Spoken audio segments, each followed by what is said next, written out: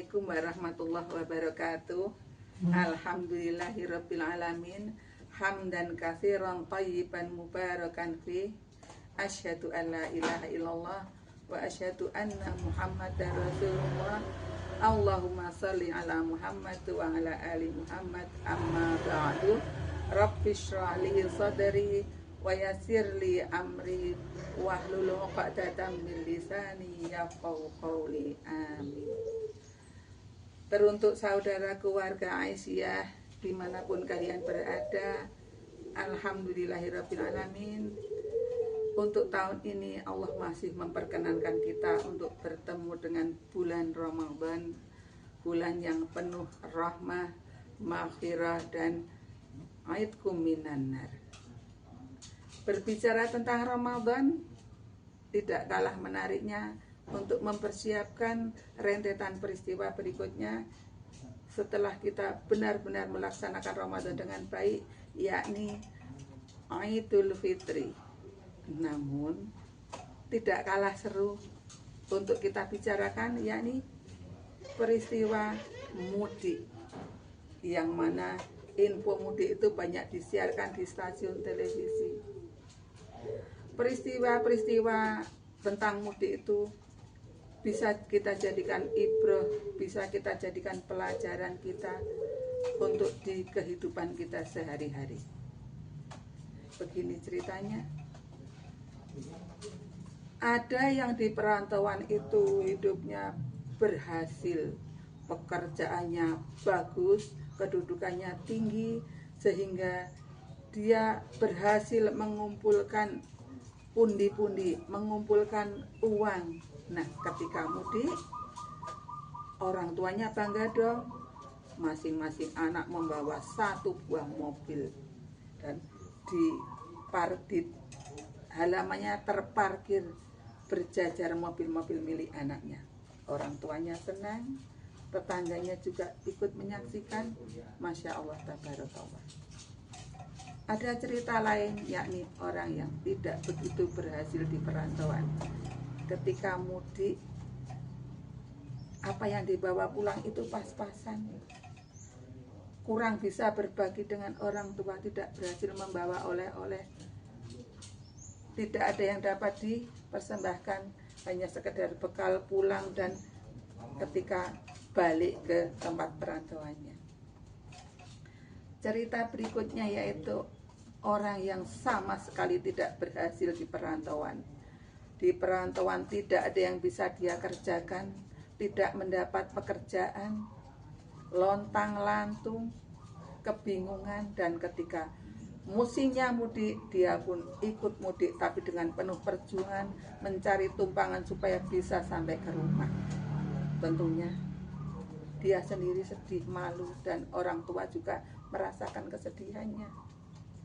Cerita terakhir, orang yang di perantauan sukses, kedudukannya tinggi, penghasilannya banyak. Ketika dia mau pulang mudik, bekal semua dibawa pulang, dipersiapkan, namun di tengah perjalanan dia kena tipu, kena hipnotis. Semua yang diperjuangkan selama setahun habis tanpa sisa. Saudaraku yang dirahmati Allah, hal tersebut bisa kita jadikan gambaran bagi kehidupan kita. Kita hidup tidak selamanya hidup, kita juga akan mudik ke hadirat Allah Subhanahu wa ta'ala. Kalau di contoh yang pertama, siapa yang ingin? Siapa yang mau seperti contoh pertama? Kita berhasil di kehidupan kita dengan semua amalan yang Allah perintahkan, menjaga hati kita, menjaga ibadah kita. Kita berhasil pulang dengan menjaga amalan seperti yang Rasulullah tuntunkan. Kita kembali mudik ke hadirat Allah dengan penuh ridha dan diridhoi.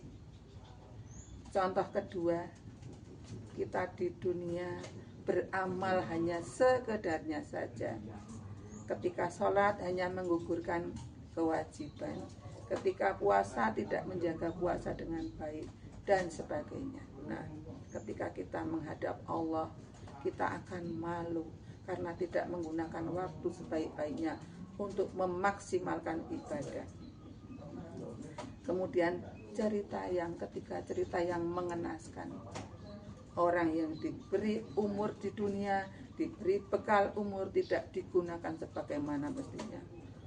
Salat tidak, puasa tidak, hidupnya hanya berleha-leha. Ada kan yang seperti itu? Banyak. Toh tidak sholat juga tidak apa-apa, tidak puasa juga tidak apa-apa, apalagi mengaji. Tidak penting baginya, yang penting bisa makan, bisa bersenang-senang. Ketika menghadap Allah akan penuh dengan ketakutan, karena sudah pasti di mana tempat kembalinya, di mana tempat mudiknya, yaitu di neraka. Namun ada yang lebih tragis dari cerita mudik itu. Ketika di dunia ibadahnya bagus, sholatnya dijaga, tahajudnya bagus, puasanya full, puasanya terjaga, kemudian puasa sunnahnya juga mengikuti dengan tertib. Namun semua amalan itu sia-sia, tertipu oleh godaan setan dengan menjalankan ibadah yang mungkin tidak sesuai tuntunan, itu akan menghancurkan semua amalan. Kemudian ada hal-hal yang dapat menghancurkan amalan kita, iri, dengki, ghibah, dan sebagainya. Nah, itu yang perlu kita waspadai. Maka saudaraku, marilah kita gunakan momen Ramadan ini, contoh peristiwa mudik tadi dengan sebaik-baiknya, agar kita bisa menjadi seperti contoh yang pertama tadi. Di dunia kita maksimalkan ibadah kita jaga hati kita jaga lisan, telinga, mata, dan seluruh indera kita, agar ketika kita menghadap Allah Subhanahu wa Ta'ala, kita akan membanggakan keluarga dan Allah juga ridho kepada kita. Kemudian sesuai dengan firman Allah yang a'udzubillahi minasyaitonirrajim, bismillahirrahmanirrahim, fa idza faraghta fansab wa ila rabbika farghab. Untuk killing time, membunuh waktu yang terbuang percuma.